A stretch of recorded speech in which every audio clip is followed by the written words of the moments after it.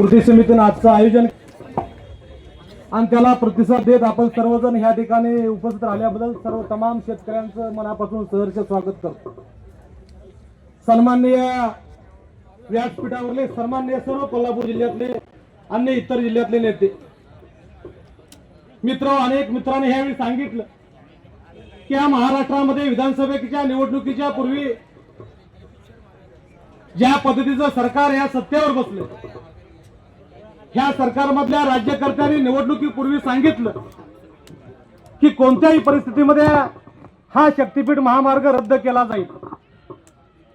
मित्र, ही एक फसवणूक होती, ही एक दिशाभूल होती।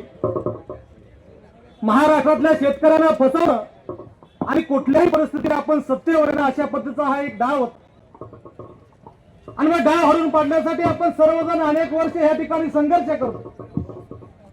संघर्ष करत असताना या राज्यातल्या त्यावेळेच्या मुख्यमंत्र्यांनी कोल्हापूरमध्ये मित्रांनो सांगितलं की कोणत्याही परिस्थितीत पहिलं माझं काम चांगलं असेल तर हा शक्तीपीठ महामार्ग रद्द केला जाईल। मित्र, आधीच गद्दारी करून मुख्यमंत्री झालेले नेते ज्याने हा प्रकल्प रद्द करतो म्हणून सांगितलं, त्या एकनाथ शिंदेने आता तो शब्द पाळावा अन्यथा राजीनामा द्याव्याची माझी ठाम भूमिका मित्रांनो या ठिकाणी। अरे, जर या महाराष्ट्रामध्ये शेतकऱ्यांची दिशाभूल करत असाल, सर्वसामान्य कष्टकऱ्यांच्या तोंडाचा घास काढून घेत असाल, माझ्या अनेक माता भगिनींच्या बद्दल लाडकी बहीण योजना आणून तिचा संसार उद्ध्वस्त करत असाल तर मित्र, गाठ कोल्हापूरच्या एवढं लक्षात ठेवा, जर कोल्हापूर नगर आवाज उठिला तर तुम्ही सरकारमध्ये बसलेल्या सगळ्या खुर्च्यांची राख रांगोळी झाल्याशिवाय राहणार नाही असा विश्वास मित्रांनो या निमित्तानं मी व्यक्त करतो। मला जाहीर या महाराष्ट्राच्या मुख्यमंत्र्यांना सांगायचं, ज्या पद्धतीनं हा प्रकल्प तुम्ही आणला, अदानी अंबानी ह्या मोठमोठ्या मातब्बरांच्याकडून ह्या ठिकाणी मित्र सौदेबाजी केली।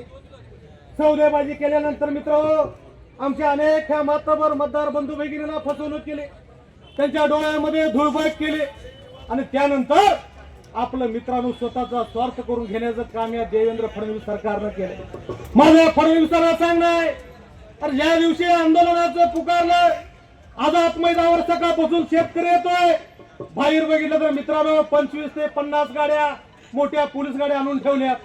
तर मित्र, या पोलिसांना घाबरणारा हा शेतकरी नाही, हा जीवावर उदार होऊन आलेला शेतकरी आहे। हा तुमच्या आमच्या न्यायासाठी आलेला आहे। तुमच्या आमच्या जमिनी उद्ध्वस्त करून जर आमचा संसार उद्ध्वस्त करणाऱ्यांच्या खुर्च्या खाली करण्याचा हा मोर्चा आहे।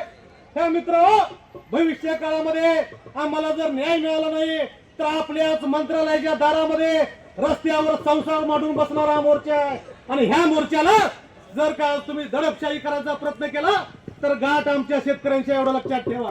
पण माझी आपल्याला सांगणं मित्र भूमिका आहे, अनेक शेतकरी ह्या ठिकाणी आजूबाजूला आहेत, मातब्बर मंडळी नेते मंडळी ह्या ठिकाणी उभारलेले आहेत, प्रत्येकाचं आपल्याला आवर्जून ऐकायचं आहे आणि ऐकल्यानंतर मित्र ज्या पद्धतीच्या या व्यासपीठावर सूचना येतील त्या सूचना मित्रांनो पाळायच्या आहेत आणि ज्या पद्धतीनं आदरणीय आमच्या सगळ्या या मोर्चाचे प्रमुख आणि ज्याने आतापर्यंत संघर्ष केलाय ते सन्माननीय बंटी पाटील साहेब यांच्या मार्गदर्शनाखाली मित्रांनो जो जो आदेश येईल तो आदेश पाळूया आणि वेळ पडले तर मंत्रालयामध्ये घुसून मुख्यमंत्र्यांनी उपमुख्यमंत्र्यांच्या खुर्च्या खाली आल्या। एवढंच सांगतो आणि थांबतो। जय हिंद।